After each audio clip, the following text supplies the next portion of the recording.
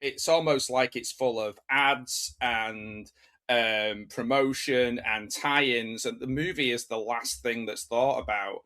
And I guess as well, one of the things is if we do put a personal, um, a reflection of somebody's life, things that people see, of course, within that is going to be some heightened what if.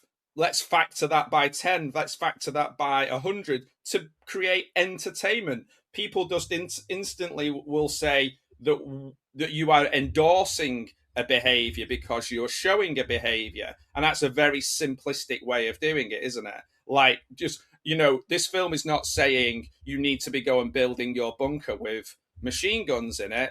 uh, no, well, it might be. I don't know. You tell me. No, but I didn't get that from the movie. I was like, well, of course, if I've had neighbors that were horrible that I really did not get along with. In your head, you think, fuck that person, and that might create a script that is very anti that person, because in that moment I'm angry. And I think what people don't understand is, like, making a movie isn't necessarily saying this is what you should go and do, or this reflects what I think you should do. I don't understand. Do you, like, Michael Winner didn't get that with Death Wish? People just assumed he wasn't. Well, he wasn't afraid of telling people that he wasn't a particularly good, nice person anyway. So he wasn't that bothered about how he was portrayed. But the sort of the criticism was against the film, whereas with the difference with this is the criticism is about you and what you are telling people to do, which I think is quite insulting to the people and to you. Yeah, and it's like, I agree, and I think also that a movie, a fiction movie, is not a documentary, right? It's also not a Yeah, political commentary in the way you write it in a newspaper. So yeah, yeah. I condemn violence. I don't want that, like, whatever, in Belfast they burn down a migrant home. I Yeah, don't want this.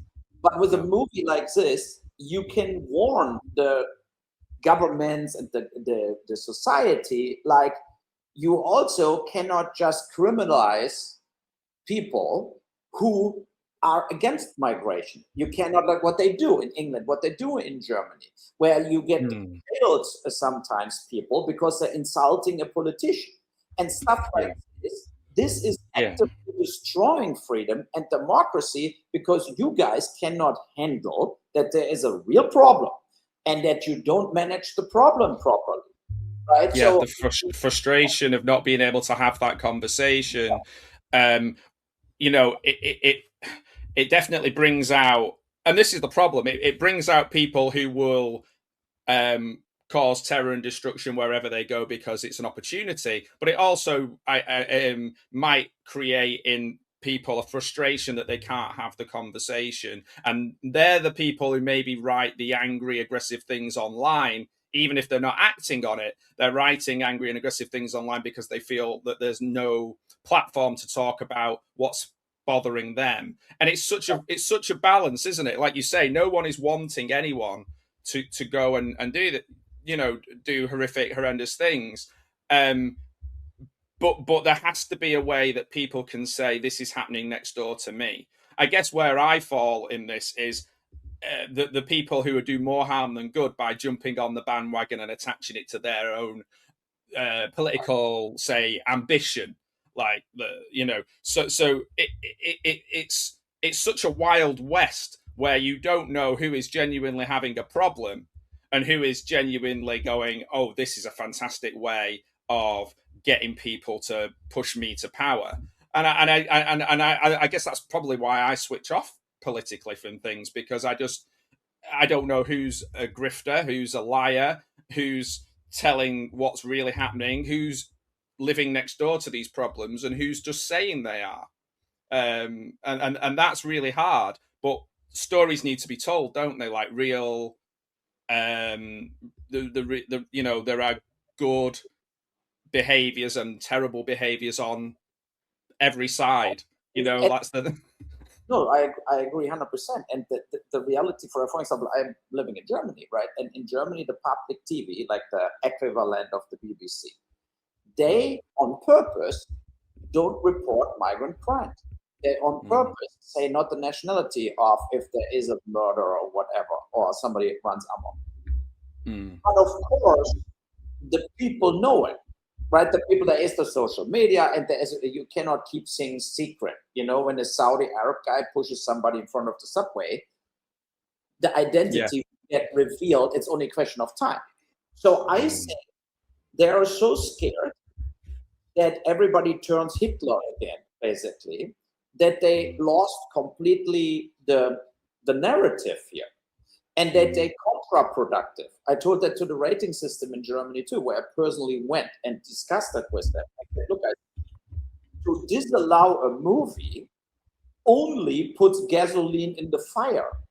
It only if that the population say, see, these are all left-wing fascists who want to censor the only movie what is not pro-migration.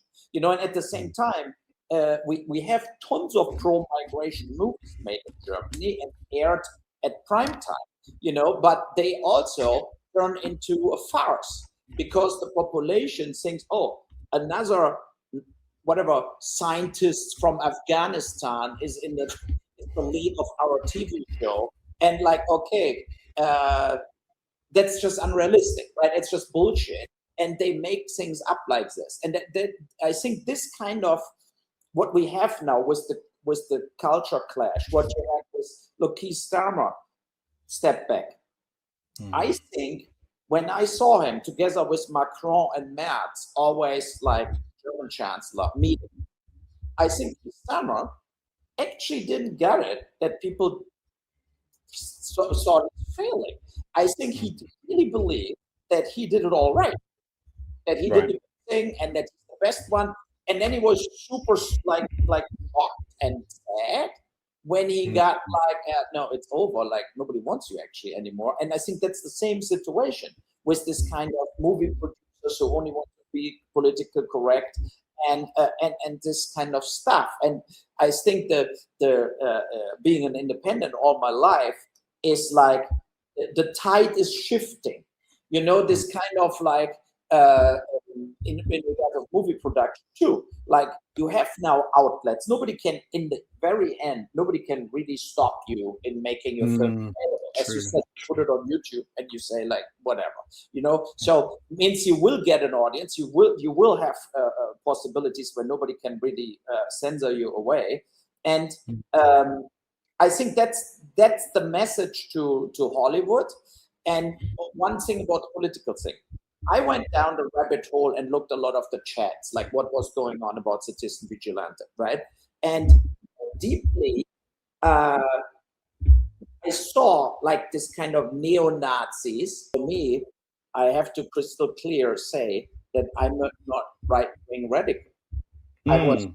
And when you watch my movies like Postal, Rampage, whatever, they're very nihilistic, they're existentialistic, they're very political neutral, and they give shit everybody from any political side, and I do that on my German-speaking podcast. And one thing is for clear, like when it came to all that discussions about, and I'm not talking about Israel means Jews, you know, and these people who post like this, that it's the Jews being responsible for everything, and I have to say, you're mental ill. Right? I mean, the Jews have nothing to do with the migration situation in Europe. That's completely absurd, you know. And the blame culture in general is like we will use whatever tool we can to blame the thing we want to blame. I saw a wonderful interview the other day, which is from the kind of zero IQ side of the migration argument, which was this guy going, oh, I blame all the migrants why I can't get a job. And the lady says to him, oh, okay, you know, what do you want to do? And he goes, well, I've only been out of prison about 3 weeks. And she goes, but it's the migrants that you blame rather than the fact you've just been in prison for this. And he was like, yeah, and he didn't have to say anything. He proved his idiocy through his own words. And I feel like on every side of every argument, there are people who do more harm than good by being vocal when the things they're talking about undo their own argument on both sides of this thing. And you talk a little bit there about how the discourse online. One of the things that I find really interesting is this underestimating that the audience can watch something and they're not going to instantly just get on board with everything that they see. Like I watched that. I watched your film yesterday, and it has, I'm not nipping down to the gun shop later on. Like, it's a movie, like you said. I watched a movie and I got a lot out of it. Just like when I sat down in the 80s as a probably far too young child watching all the Death Wish films. It didn't make me into Paul Kersey. Uh,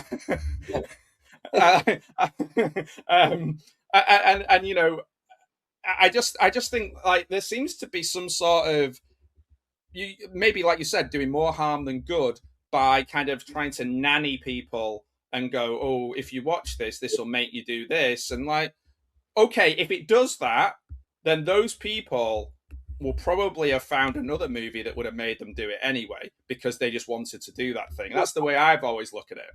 Yeah, and look, movies and video games are not making people running amok. It's always, there are two, I think there are 2 or 3 different elements to it. I did Heart of America about school violence, like a rampage where he goes on a rampage without any real reason. It's like yes. It is way different as Citizen Vigilante and way more nihilistic, and like more than in Rampage 2 and 3, more domestic terrorism. And I feel Citizen Vigilante is a little like falling down the first 30, 40 minutes, right? Where he schools people at McDonald's, and like, give me the breakfast, whatever, or the traffic jam, and this kind of stuff, where you have this in the movie, where he schools that guys in the bus, where he, in the disco club, changes the roofie that they cannot tranquilize the girls. So it's not all about migration crime. It's more about this kind of, there's a lot of shit going on, and he's like a corrector, this kind of like a very like military skilled kind of arrogant guy. I also don't show him like he's a superhero. I show him like, like he's kind of an asshole to his renters and to his like people. To staff, yeah.